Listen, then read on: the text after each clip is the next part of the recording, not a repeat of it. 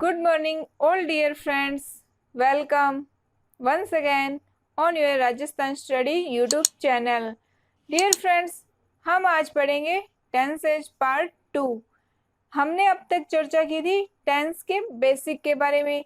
Friends, हमें पहले basic अच्छे से आना चाहिए, तभी हम उस लेवल तक पहुंच पाएंगे जिस लेवल पर एग्जाम में, कंपटीशन एग्जाम में क्वेश्चंस पुट किए जाते हैं। तो फ्रेंड्स, आज हम पढ़ेंगे प्रेजेंट इंडेफिनिट टेंस। देखिए, प्रेजेंट इंडेफिनिट टेंस के बारे में हम पहले बेसिक चीजें क्लियर करेंगे। जब हम ये बेसिक चीजें जान पाएंगे, उसके बाद ही हम उस लेवल तक पहुंच पाएंगे जिस लेवल पर कंपटीशन एग्जाम में क्वेश्चंस पुट किए जाते हैं। देखिए, पहले हम प्रेजेंट इंडेफिनिट टेंस के अफर्मेटिव सेंटेंस की बात करते हैं। अब अफर्मेटिव कौन से वाक्य होते हैं? देखिए फ्रेंड्स, अफर्मेटिव वो वाक्य होते हैं जिनका उत्तर हम हाँ में देते हैं, जिनमें नहीं होता, कोई पर्सन नहीं पूछा जाता। जैसे वो गाना गाती है, राम सोता है, राम स्कूल जाता है। तो इस टाइप के जो सेंटेंसेज होते हैं वो अफर्मेटिव कहलाते हैं। तो यदि हमें कोई सेंटेंस दिया हुआ है, उसे इंग्लिश में कन्वर्ट करना है, तो हम कैसे करेंगे? तो उसके लिए हमें पहले सब्जेक्ट पता होना चाहिए, ऑब्जेक्ट पता होना चाहिए, वर्ब पता होनी चाहिए। तो इसका सीक्वेंस क्या होगा? हिंदी से इंग्लिश बनाते समय पहले हमें सब्जेक्ट लगाना होगा। फिर प्रेजेंट इंडेफिनिट टेंस की बात कर रहे हैं, तब वर्ब की फर्स्ट फॉर्म के साथ एस आएगा प्लस ऑब्जेक्ट। ये चीज आपको ध्यान में रखनी है हिंदी से इंग्लिश बनाते समय। देखिए, हमने अफर्मेटिव सेंटेंस पढ़ेंगे। प्रेजेंट इंडेफिनिट टेंस की पहचान क्या होती है? कि कोई वाक्य यदि किसी की रूटीन लाइफ है, उसका शेड्यूल है, कोई आदत है, और न्यूज़पेपर में भी मोस्टली प्रेजेंट इंडेफिनिट टेंस का यूज होता है। जो आदत और रूटीन लाइफ है, उन्हीं सेंटेंस को हम प्रेजेंट इंडेफिनिट में लिखते हैं या बोलते हैं। और हिंदी में क्या पहचान होगी? ता है, ती है, ते है। तो आपको ये कोई नहीं पूछेगा कंपटीशन एग्जाम में हिंदी में ता है, ती है। लेकिन ये सब चीजें हम चर्चा क्यों कर रहे हैं? ताकि हमारा बेसिक कंसेप्ट क्लियर हो, इसलिए। तो अब हमें पता चल गया कि गीता एक गाना गाती है। गीता क्या आदत है गाना गाने की। गीता गाना गा सकती है, तो उसकी रूटीन लाइफ है ये। तो ये हमें पता चल गया कि ये प्रेजेंट इंडेफिनिट का सेंटेंस है। और लास्ट में ती है आया है, तो लास्ट में ती है, ते है वो, तो प्रेजेंट इंडेफिनिट टेंस होगा। तो अब हमें ये पता चल गया कि प्रेजेंट इंडेफिनिट टेंस है और ये सकारात्मक वाक्य, अफर्मेटिव वाक्य है। तो उसके लिए सबसे पहले हमें क्या देखेंगे कि इस सेंटेंस में सब्जेक्ट क्या है। हिंदी से इंग्लिश बनाने के लिए हम ये देखेंगे कि इसमें सब्जेक्ट क्या है। सब्जेक्ट वो होता है जो किसी काम को करता है। तो काम कौन कर रहा है? गीता। तो इस वाक्य में हमारा सब्जेक्ट क्या हुआ? गीता। तो पहले हम लिखेंगे सब्जेक्ट कि गीता। अब देखिए, प्रेजेंट इंडेफिनिट टेंस की हम बात करें तो वर्ब की कौन सी फॉर्म आएगी? First form. वर्ब की हम फर्स्ट फॉर्म यूज करेंगे। यदि थर्ड पर्सन सिंगुलर है तो वर्ब के साथ एस लगेगा। गीता क्या है? थर्ड पर्सन सिंगुलर है, तो इसमें वर्ब क्या है? गाती है। गाना इसमें क्या है? वर्ब है। तो गीता सिंग क्या वर्ब है। तो यहाँ पे थर्ड पर्सन सिंगुलर होने पर हम एस का यूज करेंगे, गीता सिंग। अब क्या गाती है? एक गाना। हम क्या लिखेंगे? A song. Gita sings a song, कि गीता एक गाना गाती है। नेक्स्ट देखिए, मैं अपना पाठ याद करता हूँ। तो मैं अपना पाठ याद करता हूँ, तो पहले हमें ये, यदि हम किसी हिंदी सेंटेंस को इंग्लिश में कन्वर्ट करें, तो पहले हमें ये देखना होगा कि वो कौन से टेंस का वाक्य है। अब देखिए, पता चल गया, मैं अपना पाठ याद करता हूँ, उसकी आदत है, वो पाठ याद करता है, उसकी रूटीन लाइफ है, तो प्रेजेंट इंडेफिनिट का है, हमें पता चल गया। और हिंदी में भी हमें ये पता चल गया अभी करता हूँ लास्ट में ता हूँ आया है तो प्रेजेंट इंडेफिनिट टेंस का है। प्रेजेंट इंडेफिनिट टेंस का है तो हमारा ये स्ट्रक्चर क्या है, सब्जेक्ट वर्ब की फर्स्ट फॉर्म के साथ S E S plus object हम लगा देंगे। तो इसमें बताइए सेंटेंस में सब्जेक्ट क्या है, इसमें सब्जेक्ट है मैं, मतलब आई सब्जेक्ट हो गया। फिर हमें क्या लगाना है, वर्ब। वर्ब क्या है, याद करना, तो क्या लिखेंगे, लर्न। याद करने को इंग्लिश में कहते हैं लर्न। अब देखिए यहाँ पे क्या है, आई फर्स्ट पर्सन है, तो कल हमने डिटेल से चर्चा की थी first person, second person, third person के बारे में। तो डियर फ्रेंड्स, आप हमेशा इस बात को याद रखना कि यदि थर्ड पर्सन सिंगुलर हो, थर्ड पर्सन हो और सिंगुलर हो, तभी हम वर्ब के साथ एस ई एस का यूज करेंगे। तो आई तो फर्स्ट पर्सन है, थर्ड पर्सन है नहीं, इसलिए हमें एस ई एस का यूज नहीं करना। आई लर्न, क्या याद करता हूँ, अपना पाठ, माई लेसन, ये अपना सेंटेंस बन गया, आई लर्न माई लेसन। तो फ्रेंड्स अब बात करते हैं नेगेटिव सेंटेंसेज की, कि नेगेटिव सेंटेंस कौन से होते हैं, जिन वाक्यों में नहीं का सेंस आए, नहीं शब्द हो, उन वाक्यों को हम नेगेटिव सेंटेंसेज कहते हैं। तो इनका स्ट्रक्चर क्या होगा, अभी तक तो हमने प्रेजेंट इंडेफिनिट का अफर्मेटिव जो सेंटेंसेस थे उनका स्ट्रक्चर देखा, अब हम देखते हैं नेगेटिव का। देखिए हम क्या करेंगे, पहले सब्जेक्ट लगा देंगे, डू या डज लगा देंगे, फिर नोट लगा देंगे, फिर मेन वर्ब प्लस ऑब्जेक्ट। अब डू कहाँ लगेगा या डज कहाँ लगेगा, कल भी हमने इसके बारे में चर्चा की थी, आज फिर बता देते हैं। यदि कोई नाउन सिंगुलर हो, थर्ड पर्सन सिंगुलर हो, तब तो हम डज का यूज करेंगे, और प्लूरल होने पर आई के साथ और प्लूरल होने पर हम डू का यूज करेंगे। तो आप हमेशा ये बात याद रखना, थर्ड पर्सन सिंगुलर हो, यदि सब्जेक्ट थर्ड पर्सन सिंगुलर हो तब हम डज का, और आई होने पर या प्लूरल होने पर हम डू का यूज करेंगे। देखिए हम अपना वाक्य देखते हैं, वे हॉकी नहीं खेलते हैं। अब देखिए पहले तो हम जब किसी सेंटेंस को जो हिंदी में दिया हुआ है उसकी इंग्लिश बनानी है, तो पहले हमें ये देखना होगा अभी टेंस कौन सा है। वे हॉकी नहीं खेलते हैं, तो उनकी ये आदत है, आदत वाले वाक्य है, डेली रूटीन लाइफ के वाक्य है, प्रेजेंट इंडेफिनिट में बनते हैं, देख लिया। फिर हिंदी में भी देखने, लास्ट में ते आ रहा है, तो प्रेजेंट इंडेफिनिट का हमें पता चल गया कि ये वाक्य किस टेंस का है, प्रेजेंट इंडेफिनिट टेंस का है, और इसमें नहीं लगा हुआ है, तो इसका मतलब ये नेगेटिव सेंटेंस है। फिर देखिए अब हम इसे इंग्लिश में बनाते हैं इस सेंटेंस को, वे हॉकी नहीं खेलते हैं। तो सबसे पहले हमें क्या देखना होगा कि इस वाक्य में सब्जेक्ट क्या है, सब्जेक्ट क्या है, दे। वे को इंग्लिश में क्या लिखेंगे, दे। फिर उसके बाद में डू आएगा या डज, हमने बात की थी प्लूरल होने पर हम किसका यूज करेंगे, डू का। दे क्या है, प्लूरल है, तो हम डू का यूज करेंगे। फिर क्या आएगा, नोट, दे डू नोट। फिर मेन वर्ब आएगी, मेन वर्ब क्या है, खेलना, खेलने को हम क्या लिखते हैं, play. They do not play, main verb के बाद क्या आएगा, ऑब्जेक्ट। अपना ऑब्जेक्ट क्या है, वो क्या नहीं खेलते, हॉकी, तो फिर क्या लिख देंगे, हॉकी। हमारा सेंटेंस बन गया, they do not play hockey, कि वे हॉकी नहीं खेलते। अब देखिए फ्रेंड्स, हमारा वाक्य वह स्कूल नहीं जाता है, हिंदी का वाक्य हमारे सामने है। हिंदी का वाक्य हमारे सामने आते ही तो सबसे पहले हमें ये देखना है कि ये कौन से टेंस का वाक्य है। वह स्कूल नहीं जाता है, उसकी रूटीन लाइफ के बारे में चर्चा की गई है, तो हमें पता चल गया ये प्रेजेंट इंडेफिनिट का वाक्य है, और हिंदी में इनकी पहचान क्या है, लास्ट में ता है, आ रहा है, हमें ये पता चल गया।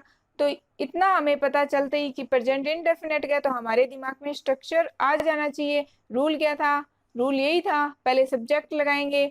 अब इसमें ये हो रहा है कि नहीं आ गया, तो ये नेगेटिव है, तो पहले सब्जेक्ट, फिर डू या डज, फिर नोट, फिर वर्ब की फर्स्ट फॉर्म और प्लस ऑब्जेक्ट।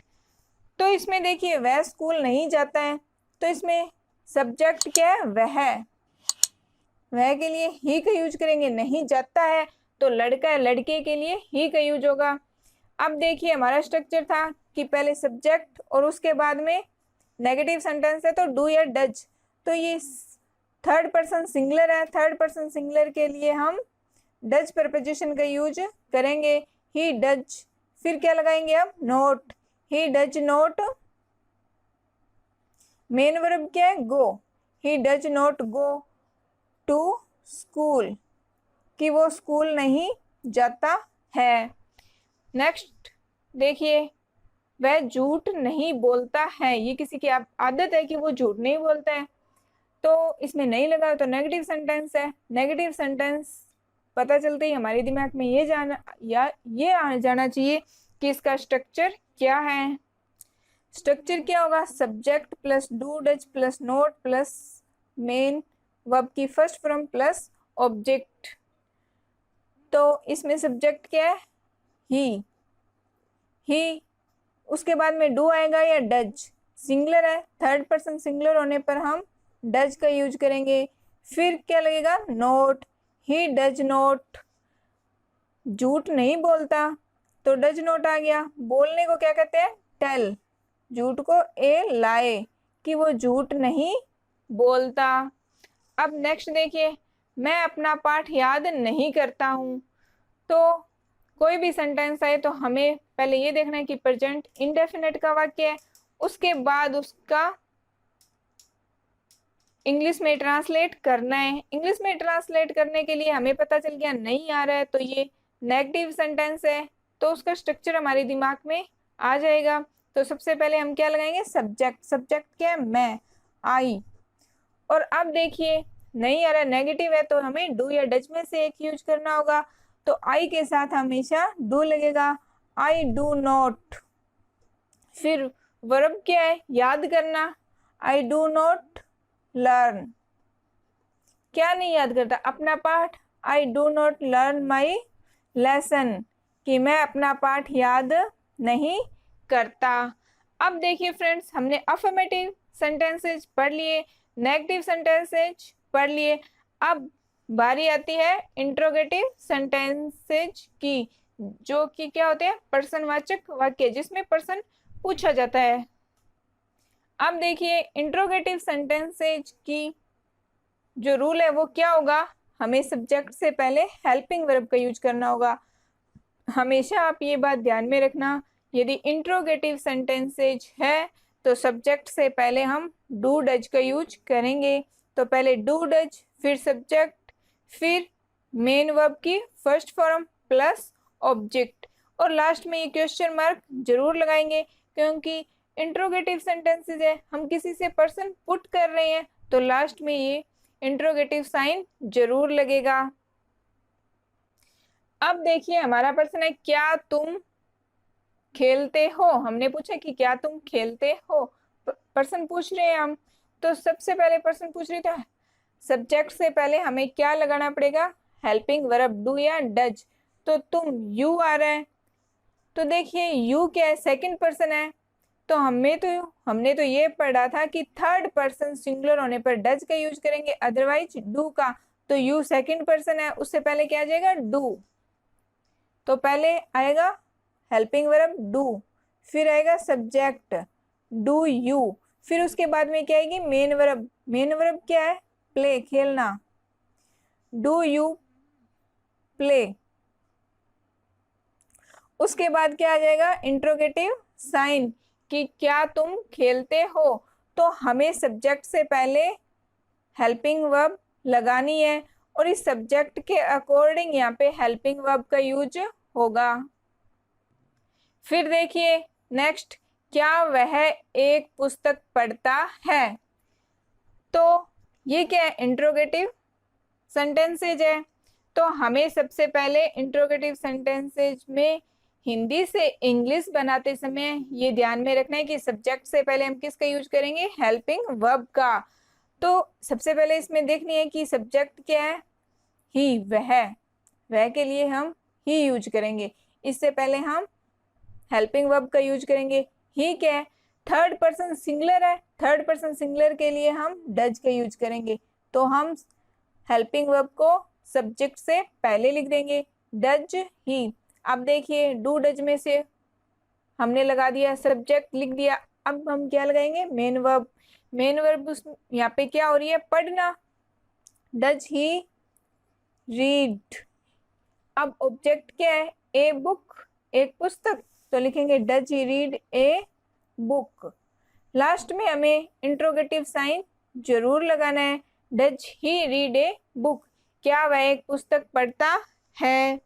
अब देखिए नेक्स्ट, क्या तुम वहां रहते हो, तो तुम, सबसे पहले हमें इसमें सब्जेक्ट देखना है, तुम के लिए क्या यूज होगा, यू, लेकिन सब्जेक्ट से पहले हमें क्या लगानी है, हेल्पिंग वर्ब, तो यू के साथ क्या लगेगा, डू या डज।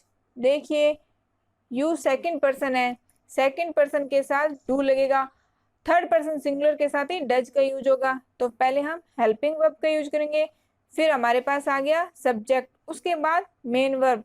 मेन वर्ब क्या है यहाँ पे, रहना, डू यू लीव,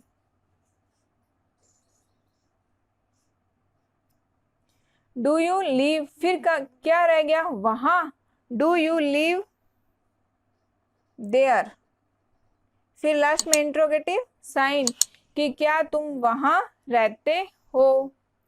नेक्स्ट देखिए, क्या वह तुम्हें पढ़ाता है, क्या वह तुम्हें पढ़ाता है, तो सब्जेक्ट क्या है, वह सबसे पहले लिख लो, सब्जेक्ट लिख लिया करो सबसे पहले, ही से पहले हमें क्या लगानी होगी, हेल्पिंग वर्ब, तो थर्ड पर्सन सिंगुलर है तो उसलिए हम डज यूज करेंगे, डज ही, फिर मेन वर्ब क्या हो रही है इसमें, टीच, डज ही टीच, किन्हें पढ़ाता है, तुम्हें, does he teach you, last में इंट्रोगेटिव साइन कि क्या वह तुम्हें पढ़ाता है। अब हमने बात की थी इंट्रोगेटिव की, अब हम पढ़ते हैं डबल इंट्रोगेटिव।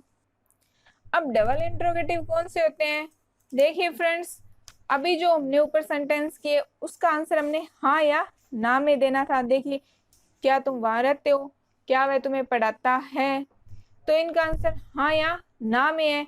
ये तो थे सिंपल नेगेटिव, लेकिन जिन पर्सन का आंसर हाँ या ना में न होकर अन्य शब्द में हो, जैसे तुम्हारा नाम क्या है, तो उसका आंसर हाँ या ना में तो होगा नहीं, वो अपना नाम बताएगा। तो ऐसे वाक्यों के जो प्रश्न पूछे जाते हैं उन्हें हम डबल इंट्रोगेटिव कहते हैं।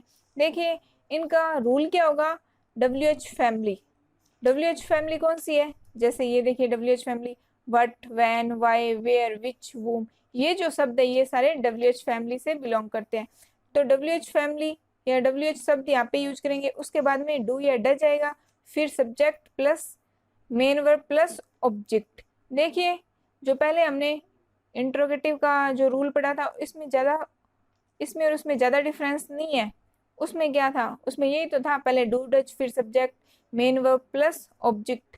इसमें हमने सिर्फ आगे क्या लगा दिया, ये WH फैमिली, WH शब्द लगा देंगे, बाकी सेम स्ट्रक्चर वही है, ज्यादा कुछ याद नहीं करना, सिर्फ इतना ही ध्यान रखना है कि इंट्रोगेटिव का जो स्ट्रक्चर था वही सेम यहाँ पे है, उससे पहले हम WH शब्द लगा देंगे। अब देखिए हमारा एग्जाम्पल है, तुम क्यों रोती हो, तो क्यों रोती हो शब्द क्या आएगा, पहले हमें WH शब्द लगाना पड़ेगा, WH वर्ड क्या होगा, क्यों को क्या कहते हैं, वाई, वाई के बाद में हमें क्या लगानी पड़ेगी, हेल्पिंग वर्ब, तो यू आ रहा है, तुम, यू सेकंड पर्सन है तो हम डू का यूज करेंगे, वाई डू, फिर क्या आएगा सब्जेक्ट, क्या आएगा यू, फिर मेन वर्ब क्या है, रोना, cry, why do you cry, last में हम क्या लगा देंगे, इंट्रोगेटिव साइन। ये बन गया हमारा वाक्य, सो सिंपल। तो ये था डबल इंट्रोगेटिव वाक्य। नेक्स्ट देखिए, वह कहाँ रहता है, तो कहाँ रहता है, कहाँ के लिए WH शब्द क्या आएगा, वेयर, वेयर। उसके बाद में हमें पहले लगाना तो हेल्पिंग वर्ब है, उसके लिए पहले सब्जेक्ट देख लेते हैं, ही लगा देते हैं यहाँ पे, ही क्या थर्ड पर्सन सिंगुलर है, इसलिए इससे पहले हमें किसका यूज करेंगे, डज का, वेयर डज ही, फिर मेन वर्ब क्या है, रहना, where does he live, last में क्या लगा देंगे, इंट्रोगेटिव साइन। ये बन गया हमारा sentence, where does he live. Next देखिए, वह क्या कहता है, वह क्या कहता है, क्या कहता है, तो क्या के लिए डब्ल्यू शब्द आएगा? What, what. अब देखिए सब्जेक्ट क्या है? वह मतलब ही के लिए हम डज का यूज करेंगे। What does he. Main verb क्या है? कहना, कहने के लिए से का यूज करेंगे, लास्ट में interrogative sign. What does he say. देखिए फ्रेंड्स, ये हमारे कंपटीशन एग्जाम में नहीं पूछे जाएंगे, हिंदी से इंग्लिश बनाना, लेकिन इन सब बातों का हमें पता होने पर ही हम उस लेवल तक पहुंच पाएंगे जिस लेवल से कंपटीशन एग्जाम में पर्सन पुट किए जाते हैं। इसलिए मैं आपको पहले बेसिक जानकारी दे रही हूँ, और कल के वीडियो में हम ये पढ़ेंगे कि हमारे कंपटीशन एग्जाम में प्रेजेंट इंडेफिनिट टेंस से कैसे पर्सन पुट किए जाते हैं। तो फ्रेंड्स, कल जो हमने प्रश्न पूछा था उसका आंसर है द सन शाइन ब्राइटली। तो जो वस्तु अपने आप में यूनिक होती है उनसे पहले हम द प्रपोजिशन का, द आर्टिकल का यूज करते हैं। तो फ्रेंड्स, आज का अपना जो क्वेश्चन है वो आपकी स्क्रीन पर शो हो चुका है। Peter was sitting Joy and Mary, कि पीटर जॉय और मैरी के बीच में बैठा है। आपको इसमें बताना है कि बिटवीन का यूज होगा या फिर अमंग का, दोनों में से किस प्रपोजिशन का यूज होगा। डियर फ्रेंड्स, कल कुछ स्टूडेंट्स ने आंसर लाइव चैट में दे दिए थे। लाइव चैट में इसका आंसर नहीं देना, लाइव चैट के बाहर जो कमेंट बॉक्स है उसमें इसका आंसर दीजिएगा। Thank you friends watching this video. मिलते हैं नेक्स्ट वीडियो में टेंस के नेक्स्ट पार्ट के साथ।